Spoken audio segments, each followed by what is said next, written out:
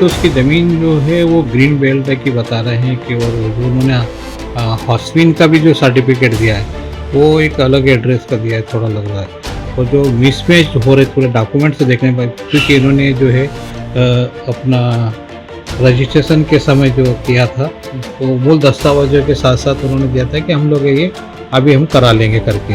हॉस्पिन का पॉल्यूशन जब हम नगर निगम से देखा तो वहाँ भी कोई रजिस्ट्रेशन उनका नहीं है ठीक से प्रॉपर वे में। पॉल्यूशन बोर्ड का देखा तो वहाँ कोई अभी आवेदन ढंग से नहीं मिल रहा उनका। इसी तरह अगर हम हॉस्पिन का देखें तो वहाँ का एड्रेस अलग मिल रहा है, तो इसलिए हम लोगों ने 1 महीने का उनको नोटिस दिया है। अगर वो अपने डॉक्यूमेंट से कंप्लीट नहीं कराते हैं तो ये इसको हम स्वतः ही इसको इसका रजिस्ट्रेशन है वो हम निरस्त कर देंगे।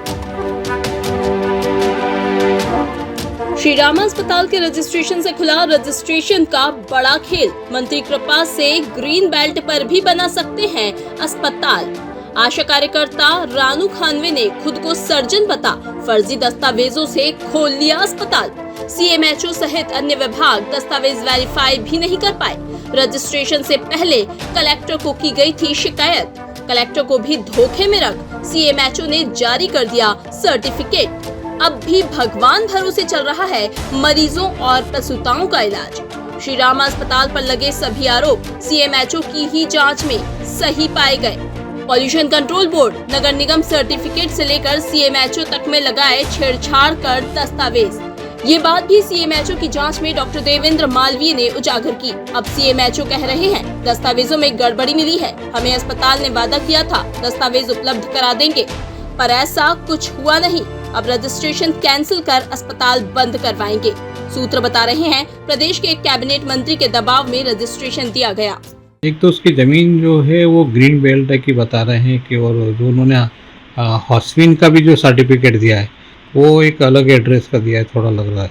और जो मिसमैच हो रहे पूरे डॉक्यूमेंट से देखने पर, क्योंकि इन्होंने जो है अपना रजिस्ट्रेशन के समय जो किया था तो मूल दस्तावेजों के साथ साथ उन्होंने दिया था कि हम लोग ये अभी हम करा लेंगे करके।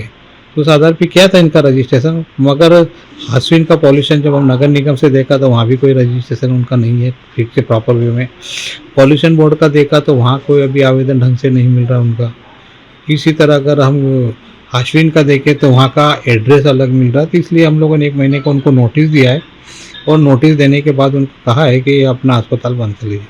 अभी हमारा 10-15 दिन के अंदर उनका जो 1 महीने का नोटिस दिया है, और अगर वो अपने डॉक्यूमेंट से कंप्लीट नहीं कराते हैं तो ये इसको हम स्वतः ही इसको इसका रजिस्ट्रेशन है वो हम निरस्त कर देंगे। वो भी जो है हमारे आरटीआई में एक ने लगाया है तो उसका भी हमने जवाब बनाया और उनसे जवाब मांगा है।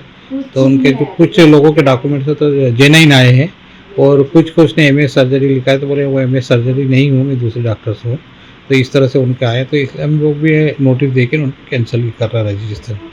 नहीं, इससे बहुत ज़्यादा बड़ी सर्जरी नहीं हुई है। कुछ तो उनके पास जनरल सर्जन वगैरह भी, जेन्युइन डॉक्टर भी है, उनके सर्टिफिकेट भी उन्होंने लगाए हैं, वो भी डॉक्टर्स भी है।